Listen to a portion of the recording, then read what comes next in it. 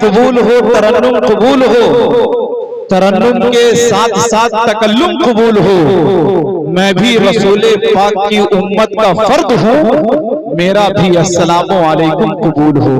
ماشاءاللہ، وعلیکم السلام ورحمۃ اللہ۔ اب لگا کہ آپ لوگ سن رہے ہیں ماشاءاللہ۔ جتنی دیر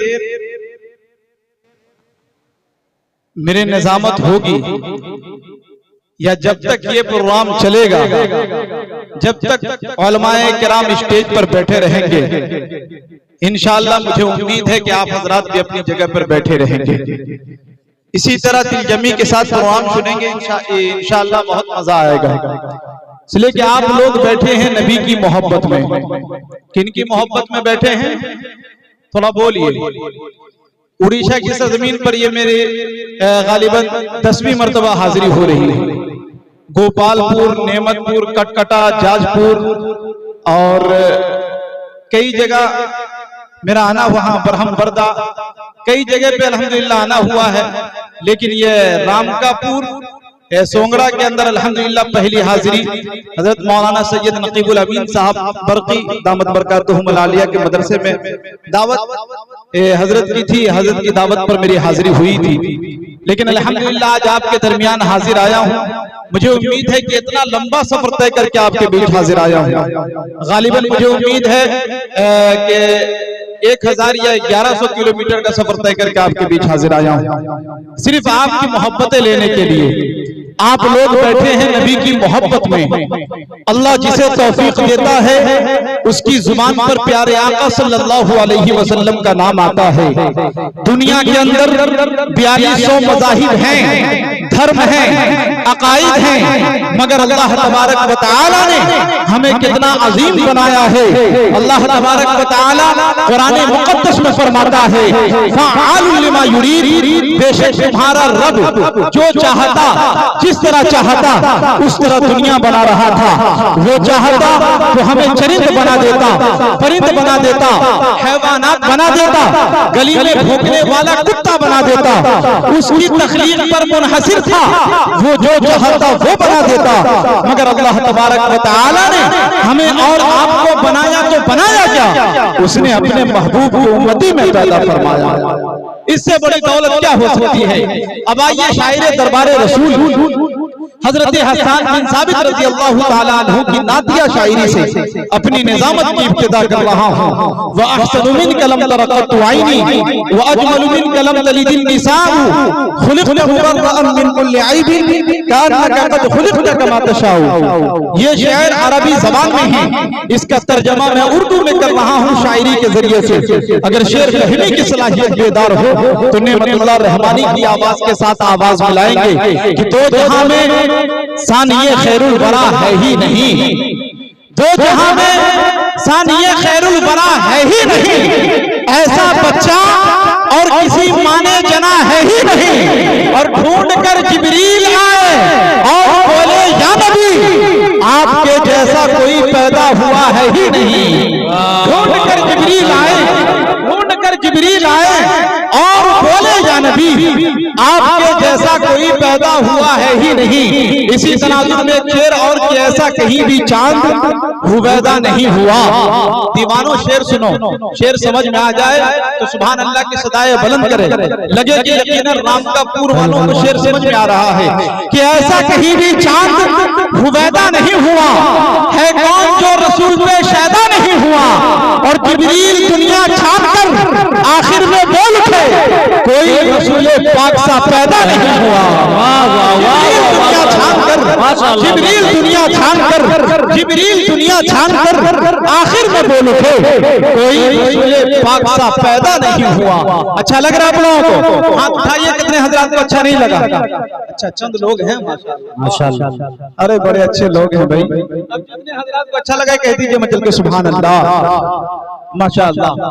وہ شمع نبوت کے فرزندوں، وہ چمنستان علم و فن کے پھولوں، وہ نو نہالان قوم و ملت، باعث مسرت مقام ہے کہ خوش قسمتی کے ساتھ آج یہ بابرکت اور نورانی ساتھ اپنی تمام رعنائیوں زیبائشوں کے ساتھ ہم کو نصیب ہوئی ہے، جس کا ہم سب کو بے صبری سے انتظار تھا۔ رنگ نشاط بزم دو عالم پہ چھا گیا، جس کا انتظار تھا وہ دن بھی آ گیا۔ ایسے داروں آ جاؤ، چاند کی بارات آ چکی ہے، جس دن کا انتظار تھا چلے آؤ وہ رات آ چکی ہے۔ وہ شمع نبوت کے پروانوں اور فرزندان قوم کے جابازوں، دیگر سیرت کے جلسوں، دینی تعلیمی تبلیغی اصلاحی اجتماعات و عالمی سیمینار کی طرح آج کی یہ متبرک محفل بھی اپنا ایک خاص مقام اور وقار رکھتی ہے، اور یہ اصول اپنی جگہ مسلم ہے کہ ہر باوقار نظام اور عظیم الشان کانفرنس کے لیے باکمال شخصیت، عظیم المرتبہ والمنقبت، رفیع الدرجات ایک عظیم ہستی کا رہبر و رہنما ہونا ضروری ہوتا ہے۔ اسی لیے کسی شاعر نے کہا کہ ٹوٹے دل کے لیے حوصلہ چاہیے، کارواں کے لیے مقتدی چاہیے۔ ساتھیوں، اسی کے ساتھ ساتھ ہمارے اکابرین دین و ملت کے قدیم روایت اور یہ آئین عمل رہا ہے کہ ہر محفل، ہر بزم کے آغاز سے قبل ایک ایسی جامع اور اولو العزم مقدس ذات گرامی کا انتخاب عمل میں لایا جاتا ہے، جس کی قیادت و سیادت زیر نگرانی اس بزم کو حسن انتظام کے ساتھ ابتدا سے انتہا کی سرحدوں کو عبور کر سکے۔ لہذا اسی روایت کو پیش نظر رکھتے ہوئے آج کی اس اجلاس کی صدارت فرما رہے محبوب العلماء، جامع علم و عرفان، ادیب باکمال، شہنشاہ فکر و تدبر، صوفی زمان، داعی اسلام جناب حضرت مولانا عبداللہ صاحب قاسمی شیخ الحدیث ثانی جامعہ مرکز العلوم سونگڑا، الحمدللہ جامعہ ہذا کے سرپرست بھی ہیں۔ حضرت کی صدارت میں یہ پروگرام منعقد ہوا اور مجھے قوی امید ہے کہ انشاءاللہ یہ پروگرام بہت سے خوبی اپنی منزل مقصود کی طرف روا دوا ہے اور انشاءاللہ بہت کامیاب پروگرام ہوگا۔ حضرت کے حوالے سے ایک شعر آپ کی سماعتوں کے دہلیز پر پڑھنے کی کوشش کرتا ہوں کہ علم و فن، تہذیب، وفا و خودداری، علم و فن، تہذیب، وفا و خودداری لے کر کے سامان یہ سارا بیٹھا ہے، جی کرتا ہے لکھ دوں ان دیواروں پر، اس محفل میں ایک ادارہ بیٹھا ہے۔ جی ماشاءاللہ، تھوڑی جو آگے سے لے کے پیچھے تک سارے لوگ بولیے، اس لیے کہ نبی کی محفل میں بیٹھے ہوئے سبحان اللہ کی صدائے بلند کریں گے، انشاءاللہ آپ کے نامائے اعمال میں اضافہ ہوگا اور آپ اپنی قسمت پر اترائیے، آپ اپنی قسمت پر فخر محسوس کیجئے، اس لیے کہ آج کی اسی اسٹیج پر معتبر علماء کرام بیٹھے ہوئے ہیں۔ ان کے لیے کسی شاعر نے ایک شعر کہا کہ بھیگی پلکوں کی طرح تم بھی برس جاؤ گے، بھیگی پلکوں کی طرح تم بھی برس جاؤ گے، ہجر کی دھوپ میں ممکن ہے جھلس جاؤ گے، وقت دیدار ہے لو دیکھ لو چہرہ ورنہ ایسے لوگوں کی زیارت کو ترس جاؤ گے، وقت دیدار ہے لو دیکھ لو چہرہ ورنہ ایسے لوگوں کی زیارت کو ترس جاؤ گے۔ اب آئیے بڑے ادب کے ساتھ ملک ہندوستان کا باکمال آواز، شعر و ادب کے افق پر آفتاب بن کر چمکنے والا لہجہ،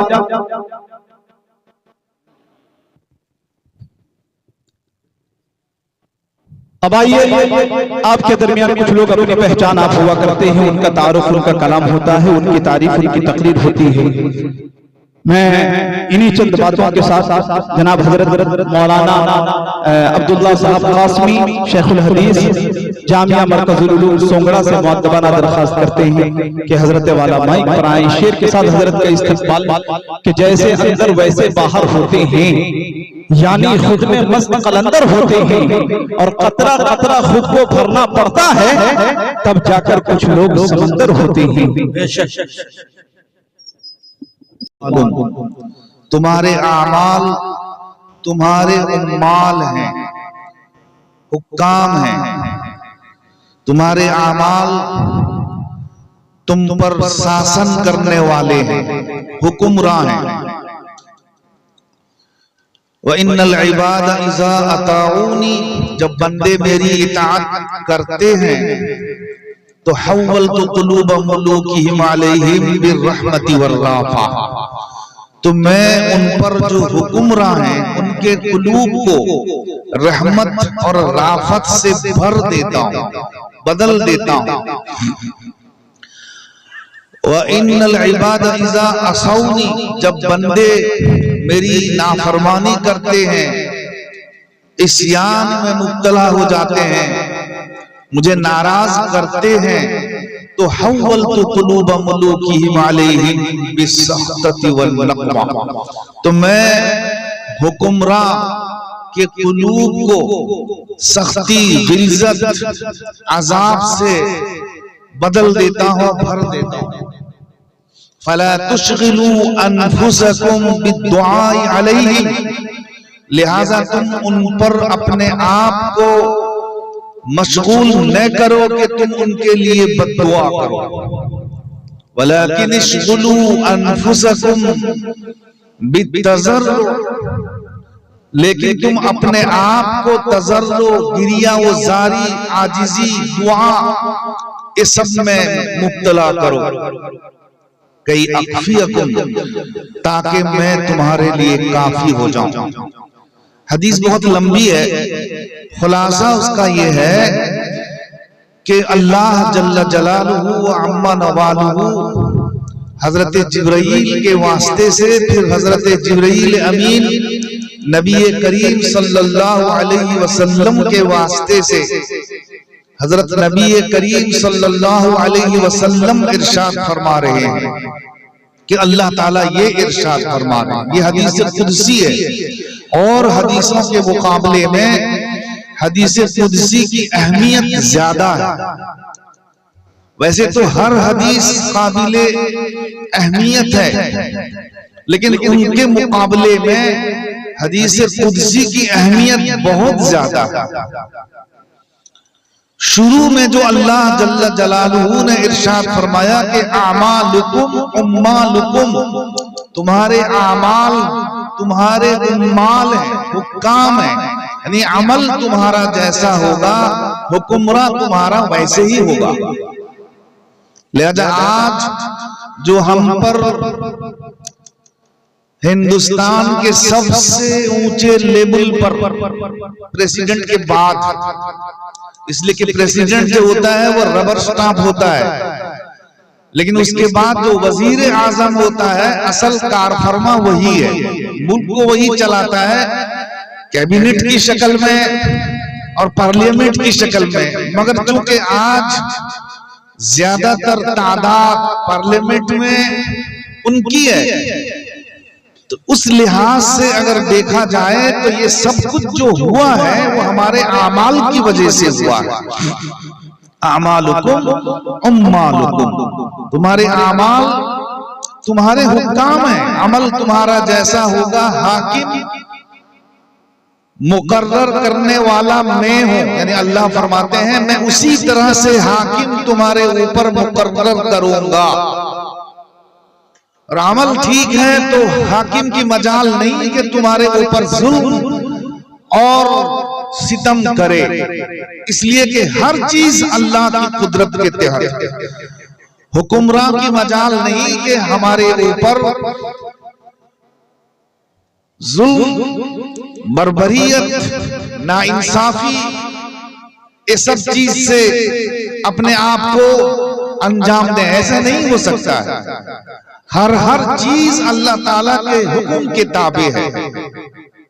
تو یہ تو اعمال کے تابع ہے، معلوم ہوا کہ اصل اعمال اصل ہے، اس سے حکمراں سدھرتے ہیں اور حکمراں بگڑتے ہیں۔ حکمراں میں انصاف کی پہلو آتی ہے اعمال کی وجہ سے، حکمراں میں ظلم اور ستم کی پہلو آتی ہے اعمال کی وجہ سے۔ تو اعمال اصل اصول ہیں، اور یہ اعمال سدھرتے ہیں مدارس کی وجہ سے۔ اگر مدارس نہ ہو اعمال کی شامت، اعمال کبھی بھی نہیں سدھر سکتے ہیں بغیر مدارس کے۔ انہی اعمال کی سدھار کے لیے دارالعلوم دیوبند قائم کیا گیا۔ اعمال کی سدھار مین اصل چیز علم اور عمل، یہ دونوں چیزیں ایسی ہیں جن کا ضامن مدارس ہیں.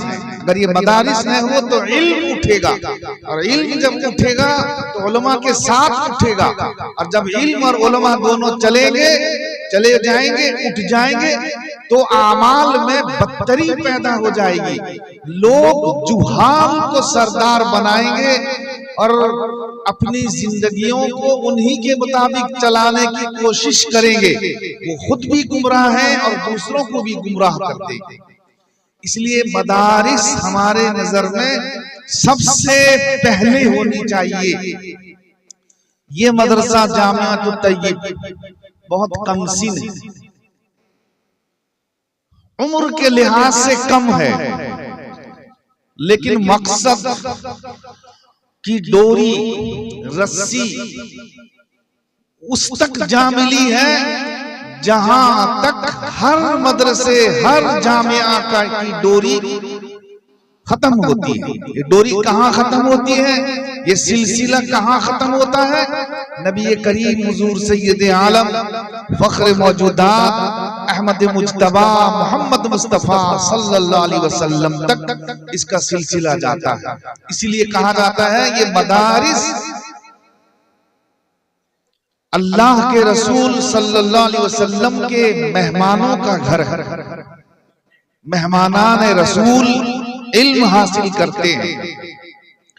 تو اس کا سیرہ اور ہر مدارس، ہر مدرسہ، ہر دین کا ادارہ، سب کا سلسلہ جا کر کے ایک ہی دربار سے، ایک ہی درگاہ سے، ایک ہی کے ساتھ مدرسے سے مل جاتا ہے جو صفحے میں نبی کریم صلی اللہ علیہ وسلم نے قائم فرمایا. اس لیے عمر کے اعتبار سے کم ہو، لیکن مقاصد کے اعتبار سے، غرض اور غایت کے اعتبار سے یہ اوروں کی طرح ہے جو قدیم ہے، جو پرانے ہیں. تو کوئی کتنا ہی پرانا ہو جائے لیکن مقصد اس کا وہی ہے جس کا مقصد جو اس مدرسے کا، اس جامعہ کا مقصد. اسی لیے ہمیں اس بات کو اپنی نظر کے سامنے، اپنی سوچ اور فکر کے سامنے ہر وقت رکھنی چاہیے کہ ہم امداد کے وقت میں یہ نہ دیکھیں کہ یہ نیا مدرسہ ہے، یہ جو ہے ابھی ابھی پنپا ہے، اس کے لیے رقم کی تعداد کم رکھو اور جو بڑے بڑے مدارس ہیں ان کے لیے زیادہ رکھو. یہ نہیں ہونی چاہیے، بلکہ اگر اور غور کیا جائے تو اس کے لیے زیادہ تر آدمی کو استعمال، اپنے رقم کا استعمال کرنا چاہیے. اس لیے کہ ابھی اس کی ترقی نہیں ہوئی ہے جو اس کے مقاصد میں داخل ہے، تعمیرات ہو یا اور کوئی چیز ہو،